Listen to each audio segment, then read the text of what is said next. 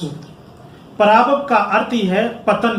पतन अर्थात वो आचरण, वो गुण, वो मेरी हैबिट्स जो मुझे हमेशा पतन की तरफ लेके जाती हैं, वैसी हैबिट्स अगर हमारे अंदर हैं तो कभी भी हम ये उम्मीद ना करें कि कहीं भी मेरा कुछ अच्छा हो सकता है, कहीं भी मेरा कुशल हो सकता है, या कहीं भी मैं प्रसन्नता को प्राप्त हो सकता हूं।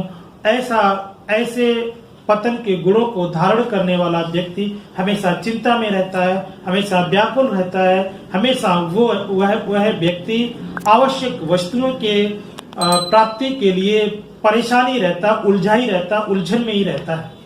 तो आज हम उन ऐसे पतन के अवगुणों पे चर्चा करेंगे जो कि भगवान बुद्ध ने पराभव सूत्र में 12 प्रकार के ऐसे अवगुण बताए। पतन के कारणों पे चर्चा करते हैं। तो सबसे पहले भगवान कहते हैं सुविजानो भवंग होती, अभी सुविजानो पराभवो, धम्म कामो भवंग होती, धम्म देसी पराभवो। अर्थात जो अच्छी तरह से जानकार है उसका हमेशा भव होता है, अर्थात उन्नति होती है, विकास होता है। और जो ठीक से जानता नहीं है उसका पतन होता है। अब भगवान किस कंटेंट में कह रहे हैं कि जो ठीक से जानता है उसका भव होता है और जो ठीक से नहीं जानता उसका पतन होता है?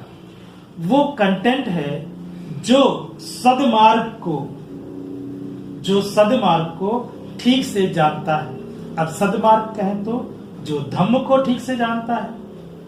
धम्म की बात करें तो जो संसार की सार्वभौमिक संसार की वस्तुओं में को उस वस्तुओं के वास्तविक गुण को जानता है, अर्थात जो सार में सार को समझता है और असार में असार को जानने वाला होता है, उसके लिए कहते हैं सुविजानो भवंग होती, जो अच्छे से जानता है।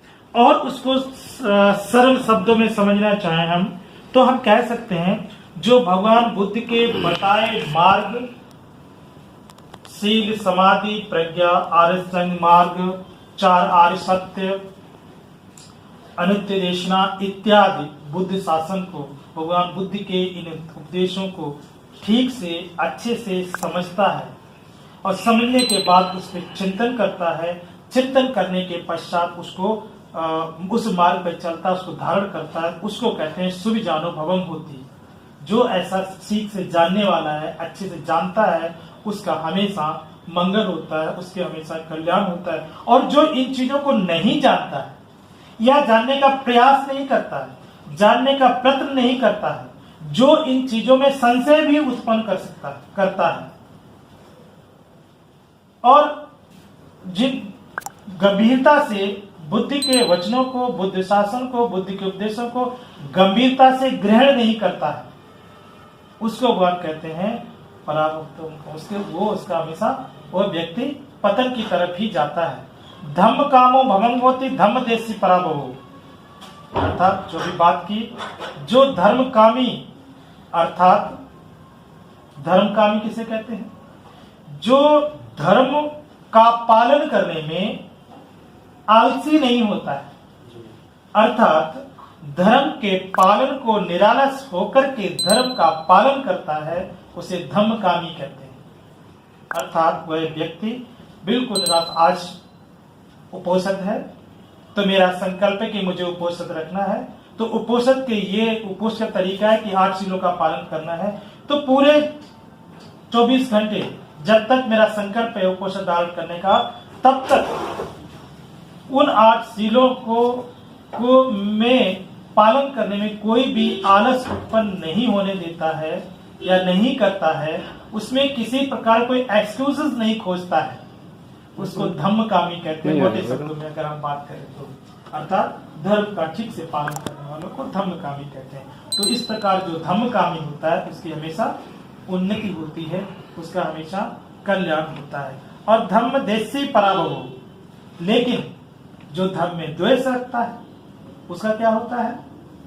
पतन होता है। और निश्चित है धर्म में द्वेष रखना बहुत, जैसे मैंने कहा, बुद्ध के वचनों में या इस सदर्भ में संशय उत्पन्न करना, शंका उत्पन्न करना भी धर्म द्वेषी होता है। या फिर धर्म के पालन करने में आलस उत्पन्न करना वो भी धर्मदेशी होता है, या उस धर्म के पालन में एक्सक्यूजेस खोजना भी धर्मदेशी होता है। आपको लगा कि मुझे हरारत जैसा है, अब तो मुझे हरारत जैसी है, कोई विशेष नहीं, हरारत हो रही है, तो भगवान बुद्ध ने तो कहा है कि अगर बीमार हो तो शाम को भोजन कर सकते हैं। अब क्या है कि हमने एक्सक्यूजेस खोजा, हम उस स्थिति में नहीं है कि मुझे वो अनिवार्य है, वो स्थिति दूसरी है उस स्थिति में, लेकिन हमने उसको एक्सक्यूजेस मान लिया और उसने एक्सक्यूज को ढूंढ करके अपने मुताबिक उसको पालन कर दो, तो मैंने वो सीख को तोड़ा। तो ये सब चीजें भी धर्मदेशी में आती हैं। तो जो धर्मदेशी होता है, धर्म से द्वेष रखने वाला इस तरह से होता है, उसका हमेशा पतन होता है। आगे भगवान कहते हैं असंतस पिया हुंती, असंतस पिया हुंती, अर्थात जो व्यक्ति असज्जन जो लोग हैं, अर्थात जो सज्जन नहीं है, सज्जन नहीं तो क्या होगा, दुर्जन होगा, अर्थात जो असज्जनों अर्थात दुर्जनों से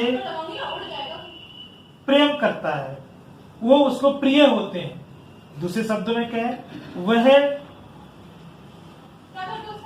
दुष्ट जनों के साथ में मित्रता रखता है, अर्थात दुराचारी के साथ मित्रता रखता है, अर्थात उसका जो संबंध है वो दुराचारी लोगों से। अब दुराचारी लोगों में बहुत सारे लोग आते हैं, जो सील का पालन नहीं करता है मोटे तौर पे वो दुराचारी होता है, या दुर्जन होता है, या दुशील होता है। अब जो सील का पालन नहीं करता है उस सील में ही सारी चीजें आ जाती हैं, चाहे वो शराबी हो, ज्वारी हो, व्यभिचारी हो, मतलब अनैतिक कर्म कुछ भी हो, ये सारे कुछ सील में आ जाते हैं। तो मोटे तौर पे हम बात करें, जो इस तरह के कर्म को करने वाला होता है उसकी जो ऐसे लोगों को संगत करता है, ऐसे लोगों से प्रिय, ऐसे सज्जन लोगों को वो है कुछ नहीं समझता है, वो उससे संबंध नहीं रखता, उससे वो उसको प्रिय भी नहीं लगते, उससे वो दूर दूर का वास्ता नहीं रखता है सज्जन लोगों से। अब उसके विपरीत सज्जन की परिभाषा वही है जो शीलचारी है, सदाचारी है, अच्छे आचरण वाला है, या धर्म के मार्ग पे जाने वाला है। तो ऐसे व्यक्ति, इसलिए जो मेरी संगत या मित्रता है वो सज्जन लोगों से मेरे अनुकूल जो धर्म के अनुसरण करने वाला है उस पे वो होनी चाहिए।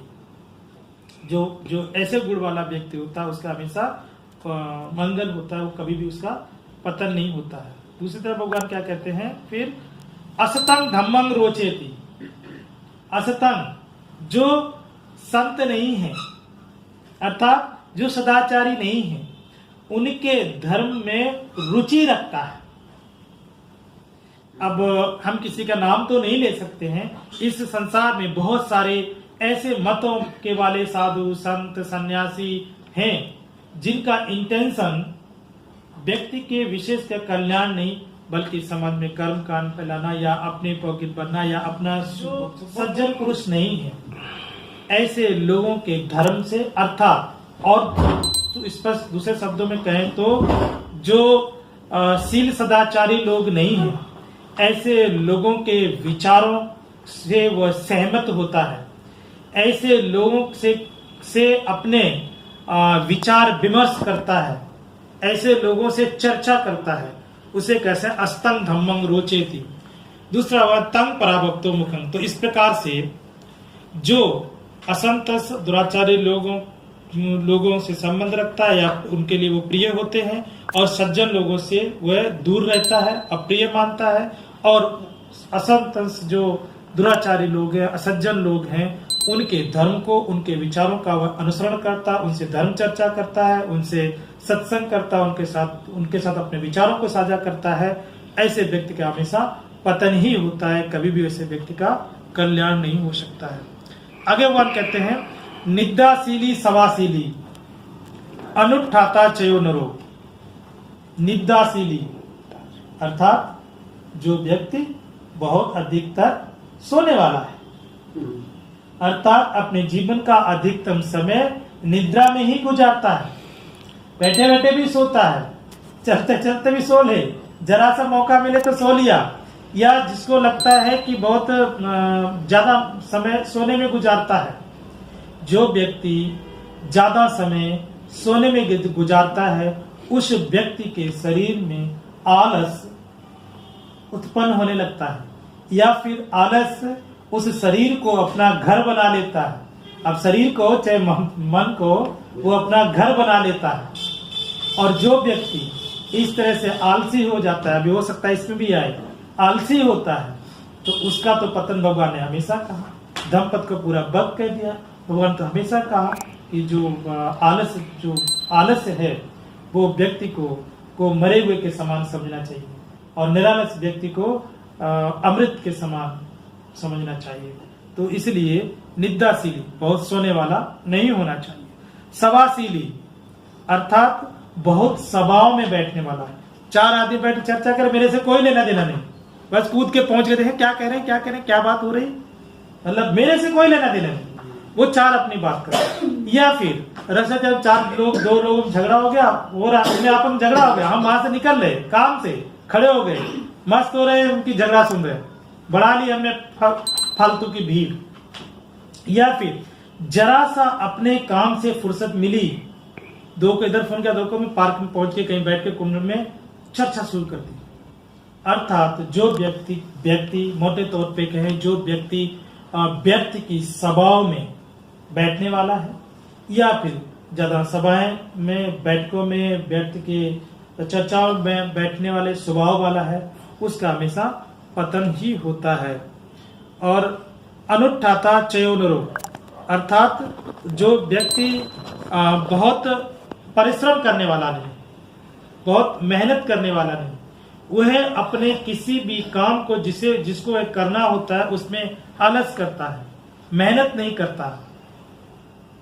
दूसरे शब्दों में कहें, हमेशा शॉर्टकट रास्ता खोजने वाला होता है। मुझे धनी बनना है, पैसा कमाना है, तो ये तो मैं परिश्रम नहीं करना चाहूंगा, शॉर्टकट रास्ते खोजते हैं, चाहे वो फिर सट्टे का हो, चाहे फिर वो लॉटरी का हो, चाहे फिर वो जुए का हो, इत्यादि जो भी शॉर्टकट मार्ग है, या चोरी का भी हो सकता है, डकैती का भी हो सकता है, बेईमानी का भी हो सकता है, लयबारी करने का भी होता है, लूट के भागने वाला भी हो सकता है, कुछ भी शॉर्टकट रास्ते खोजता है, अर्थात वो परिश्रम करने वाला नहीं होता है। ऐसे व्यक्ति का हमेशा पतन ही होता है, वो कभी भी अपने लक्ष्य को या अपनी मंजिल तक नहीं पहुंच सकता है, जो व्यक्ति परिश्रमहीन है या परिश्रम नहीं करता है। आगे बात करते हैं, अलसो अर्थात आलसी है, उसका तो पतन होना निश्चित है, उसको तो कोई चर्चा करने की बात ही नहीं। और क्रोध पंजानो अर्थात वह क्रोधी स्वभाव का है, जिस व्यक्ति जो छोटी छोटी चीजों पर भी क्रोध उत्पन्न करता है, अर्थात दूसरे कंटेंट में कहें, जो व्यक्ति क्षमाशील नहीं है, संतुष्ट नहीं है, तो ऐसा व्यक्ति क्रोधी स्वभाव का होगा ही होगा, क्योंकि क्रोधी स्वभाव को कम करने के लिए क्षमाशीलता के स्वभाव को उत्पन्न करना पड़ेगा और संतुष्टि स्वभाव को उत्पन्न करना पड़ेगा। तो जिस व्यक्ति के अंदर ये 2 गुण नहीं है, वह व्यक्ति हमेशा क्रोधी स्वभाव का ही होता है। तो जो व्यक्ति क्रोधी स्वभाव है, छोटी छोटी चीजों को लेकर चिढ़ उत्पन्न करता है, क्रोध उत्पन्न करता है, ऐसा व्यक्ति को हमेशा पतन ही होता है। वो व्यक्ति कभी भी उस व्यक्ति कभी भी मंगल नहीं हो सकता, उस व्यक्ति कभी भी कल्याण नहीं हो सकता है। तंग पराभक्तो मुखंड, तो इन 3 गुण जिसके अंदर, ये 3 क्यों, बहुत सोने वाला, सभाओं में बैठने वाला, अपरिश्रमी जो परिश्रमी नहीं है, और आलसी और क्रोधपन, 6 ये गुण जिसके अंदर होते हैं उसको भगवान कहते हैं तंग पराभक्तो मुखंड। वह उस व्यक्ति के पतन के प्रमुख कारणों में से होते हैं। तो ये गुण मेरे अंदर नहीं होना चाहिए। आगे भगवान कहते हैं, यो मातरं वा पितरं वा जिन्नकं गतियोबनं, यो जो अपने माता पिता कैसे, जिन्नकं अर्थात जीलशील, गतियोबनं अर्थात जिनका यौवन चला गया, यौवन चला गया मतलब जो वृद्ध हो गए, बूढ़े हो गए। तो जो व्यक्ति अपने जीलशील, कमजोर, बूढ़े माता पिता का क्या नहीं करता है, पहुसंतो न भरती, अर्थात पहुसंतो बोलते हैं बहुत सामर्थ्यवान होने पर भी ठीक से भरण पोषण नहीं करता है, वह उस व्यक्ति के पतन का प्रमुख कारणों में से हो सकता है, यह व्यक्ति का प्रमुख कारण होता है। भगवान बुद्ध क्या हमेशा कहते हैं कि व्यक्ति को अपने जीवन में किसी के किए गए उपकार को कभी भूलना नहीं चाहिए। जो व्यक्ति भूलता है वह उसके पतन का कारण भी होता है। इस संसार में सबसे ज्यादा किसी व्यक्ति के ऊपर किसी का उपकार है तो सर्वप्रथम माता पिता का होता है। माता पिता एक दीर्घ काल तक हमारे ऊपर उपकार करते हैं। बाकी मेरे जीवन में बहुत लोग आते हैं, कुछ आकर के चले जाते हैं पर उपकार छोड़ जाते हैं। कभी कभी रास्ता चलते भी बहुत सारे लोग उपकार कर लेते हैं, जो जिनको मैं नहीं जानता, जिनसे मेरा ना कभी संबंध था, ना है, ना आगे भी होगा, पर उपकार करके चले जाते हैं। बुद्ध तो कहते हैं ऐसे लोगों का किए गए उपकार भी आपको स्मरण में होना चाहिए। कई उदाहरण ऐसे मिलते हैं जहां पर कोई एक बार एक भिक्षु वो आता है प्रवज्ञा लेने के लिए, सब उसको मना कर देते हैं। फिर भगवान सारिपुत्र से कहते हैं, सारिपुत्र तुमको इसका कोई उपकार नजर नहीं आ रहा है? तुमको इस व्यक्ति का कोई उपकार कभी किया हुआ नजर नहीं आ रहा है? तो सारिपुत्र फिर अपने बुद्ध नेत्र कहिए या उस ध्यान में लीन होते हैं। फिर वो अपना पास को देखते हैं। सारिपुत्र कहते हैं, हाँ भगवान, इस व्यक्ति ने एक बार मुझे पंचली भर या कलछी भर जो भी कहिए भात दान किया था, तो तुम क्या समझते हो, तुम इसका उपकार नहीं हुआ? हाँ भगवान हुआ। तो क्यों प्रवज्ञा नहीं कर? उसके उपकार को स्मरण करती कि तुम्हारे को उसने उपकार किया था। तो इसलिए भगवान कहते हैं कभी भी उपकार को भूलना नहीं चाहिए, स्मरण रखना चाहिए हमेशा।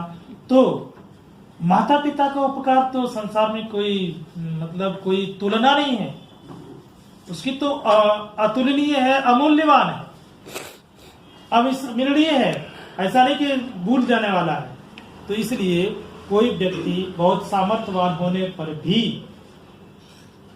माता पिता के बूढ़े जीर्ण माता पिता की सेवा नहीं करता, भरण पोषण ठीक से नहीं करता है, हमें तो वह व्यक्ति का निश्चित तौर पे उसके पतन का प्रमुख कारण होता है। आगे भगवान कहते हैं, यो ब्राह्मण व समनं व अन्यं वापि वाणिज्यकं, जो कोई व्यक्ति, यो ब्राह्मणं व समनं व, जो कोई व्यक्ति किसी ब्राह्मण अथवा श्रवण को मांग के ही खाना उसका काम होता था। तो यो ब्राह्मणं व समनं व अन्यं वापि वाणिज्यकं, जो किसी ब्राह्मण श्रवण अथवा किसी अन्य याचक को मुसावादेन वंचेति, झूठ बोलकर वंचित रखता है। अर्थात कोई श्रमण मांगने आया, आगे बढ़ो, मेरे पास कुछ नहीं है, मेरा खाना अभी पका नहीं है, या मेरे पास कुछ देने के लिए नहीं है, तुम आगे देखो। कोई ब्राह्मण मांगने आया, आगे देखो, याचक आया तो आगे, मतलब झूठ बोल करके है, सामर्थ्यवान है, कर सकते हैं, फिर भी झूठ बोल करके उसको उसके हक से वंचित रखता है। तंग पराभक्तो मुखम, ऐसे गुण को धारण करने वाले व्यक्ति का हमेशा पतन ही होता है, उसका कभी भी मंगल नहीं हो सकता है। आगे भगवान कहते हैं, बहुत वित्तो पुरुषो सहरण्यो सबोजनो। बहुत वित्तो पुरुषो, बहुत वित्तो आज की भाषा है, वित्त विभाग आपका वही पाली का शब्द है वित्त, अर्थात बहुत बोलते हैं बहुत अधिक। बहुत अधिक वित्त मतलब धन संपत्ति, बहुत अधिक धन संपत्ति वाला होते हुए भी कोई पुरुष सहरण्यों, बहुत सारा सोना चांदी इत्यादि उसके पास संपदा है, और सबोजनों, बहुत कुछ खाने पीने के लिए, सकुशल खाने पीने के लिए आपके पास है, आपको अनाज खोजने के लिए, खाने पीने की वस्तुओं के लिए बहुत परिश्रम नहीं करना पड़ा, दुखी नहीं होना पड़ रहा, अर्थात आपके पास सारी चीज की व्यवस्था है, फिर भी भगवान कहते हैं एको भुंजति, उस सारी चीजों को अकेले ही भोजन करता है, अकेले ही ग्रहण करता है, अकेले ही इस्तेमाल करता है, अर्थात अपने दूसरे भाई बंधुओं की जरूरत पड़ने पर भी वो मदद नहीं करता है। तंग पराभक्तो मुखम, ये उसके पतन का प्रमुख कारण है। और आजकल तो ये बहुत प्रमुख है, एक भाई बन के कुछ बन गया, बात करने लगा, दूसरा कमजोर है तो उसकी मदद नहीं करता, करेगा ही तो कभी घरवाले नहीं करने देंगे, घरवाले चाहेंगे तो खुद नहीं करता है, कभी कभी ऐसा भी देखने को मिलता है। पर भगवान कहते हैं जो व्यक्ति इस तरह के स्वभाव वाला होता है, इस तरह के गुण वाला होता है, उसका हमेशा पतन होता है, उसका कभी भी कल्याण या मंगल नहीं हो सकता है। आगे बात करते हैं, जातित दो धनत दो गोतत दो चयो नरो। जो कोई व्यक्ति, जिस किसी व्यक्ति को अपनी जाति का घमंड है, मैं इस कुल का हूं, मैं इस उच्च कुल का हूं, ऐसा जिसको घमंड है। धनत दो, मेरे पास तो इतना धन संपदा है, मेरे सामने वो क्या टिक सकता है, जिसको अपने धन का घमंड हो गया है। और गोतत्व दो, जिसको अपने गोत्र का, मैं उच्च वर्ण का, उच्च गोत्र का हूं, ऐसे गोत्र का जिसको घमंड है। संयाति अतिमंजेति, वह ऐसा करते अपने बंधुओं को का भी अपमान करता हो। दूसरे लोग अपने मित्रों का, दूसरे जाति का अपमान करता है कि मेरे पास तो बहुत धन है, मेरा भाई क्या बिगाड़ सकता है, तो ऐसे उसका करके खिल्ली उड़ाता है, ऐसा भी कर सकते हैं, मजाक उड़ाता है, इस तरह करते उनका अपमान करता है अपने उच्च जाति के घमंड से, धन के घमंड से और गोत्र घमंड से। जिस किसी व्यक्ति का ऐसा उसके गुण होते हैं, उसको हमेशा पतन होता है, उसका कभी भी कल्याण नहीं हो सकता है। आगे बात कहते हैं, इति दुत्तो सुरादुत्तो अख दुत्तो चयोनो। इति दुत्तो, जो व्यक्ति स्त्री लंपट बोलते हैं उसको, अर्थात जो व्यक्ति हमेशा स्त्रियों में रमन करने वाला होता है। सुरादुत्तो, जो व्यक्ति हमेशा शराब पीने वाला है, जिसका चित्त हमेशा शराब की तरफ लगा रहता है, अर्थात बहुत पियक्कड़ कह देते हैं, शराबी कह सकते हैं, ऐसे शुभ गुण वाला होता है। और अख दुत्तो, अख बोलते हैं पासा को, जुआ खेलने वाला। अब उस जमाने में पासे से जुआ होता था, तो उसका अर्थ आज बदला जा सकता है।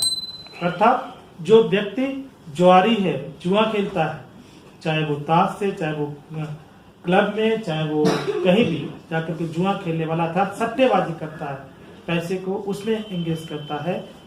चयो नरो, ऐसा व्यक्ति लद्दंग लद्दंग विनाशेति, वह क्या बोलते हैं, अपने इस प्राप्त धन को धीरे धीरे मतलब विनाशेति नष्ट करता है, उसका धीरे धीरे सारा धन जो है नष्ट हो जाता है, समाप्त हो जाता है। फिर वह अब जब सारा धन नष्ट हो गया तो पता नहीं हो गया। तो इस तरह से ऐसे गुण जिसके अंदर होते हैं उसका हमेशा पतन ही होता है, कभी भी उसका मंगल या कल्याण नहीं हो सकता है। आगे भगवान कहते हैं, से ही दारे असंतुष्टो वेश्यास्पद सखी। अपनी पत्नी से असंतुष्ट होते होकर के वेश्याओं में रमन करने वाला प्रवृत्ति का होता है, अर्थात दूसरी की स्त्रियों को दूषित करने वाला व्यक्ति होता है। दूसरा दिस्सति परदारेषु, दूसरे के स्त्रियों के साथ दिखाई पड़ता है, अर्थात उनसे प्रेम संबंध बढ़ाने वाला होता है। ऐसे व्यक्ति का जीवन में हमेशा पतन ही होता है, उसका कभी भी मंगल नहीं हो सकता, जो इस तरह के गुणों वाला होता है। आगे भगवान कहते हैं, अतीत युग्नो पोषो आनेति त्रुम्बथुन, अर्थात इस जीवन में कोई व्यक्ति अधिक उम्र वाला होकर के बहुत कम उम्र वाली स्त्री के साथ वैवाहिक संबंध बनाता है या विवाह करता है, तो तस्सा ईर्षा नस्पति, वह उसकी ईर्ष्या के कारण ठीक से सो नहीं सकता है, उसके विभिन्न कारण है, नहीं सो सकता है। ऐसे व्यक्ति का हमेशा पतन ही होता है, उसको हमेशा उसका अमंगल होता है, कभी भी मंगल नहीं हो सकता है। तो इस तरह से